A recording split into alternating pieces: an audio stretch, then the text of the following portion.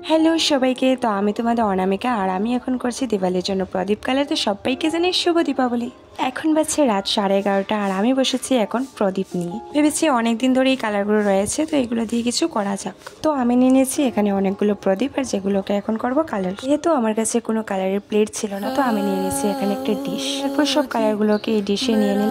আর জানো তো, আমার কাছে কোনো লাইট পিঙ্ক কালার ছিল না, তাই আমি নিজেই রেড আর হোয়াইট মিলিয়ে একটা কালার শিট বানিয়ে নিলাম। তো আমার মতো তোমরা এরকম কে কে করো অবশ্যই কমেন্ট করে জানাবে। তো তোমরা দেখতেই পারছো এখানে পুরোটা কমপ্লিট হয়ে গেছে বানানো। তো আমি এখানে নিয়ে নিয়েছি একটা গোল্ডেন নেল পলিশ প্রদীপগুলোকে সুন্দর একটা কালার দেওয়ার জন্য। জানো তো, এইগুলো কালার কিন্তু আমি কোনোদিন করিনি, তাও ভাবলাম এইবারের দিওয়ালিটা যদি একটু স্পেশাল করা যায়, তো তাই লেগে পড়লাম এই কাজটায়। তো এখন আমার প্রদীপগুলো কালার করা কমপ্লিট হয়ে গেছে। তো এই আমার ফাইনাল প্রদীপ কালার। তো অবশ্যই কমেন্ট করে জানিও কিন্তু কেমন হয়েছে।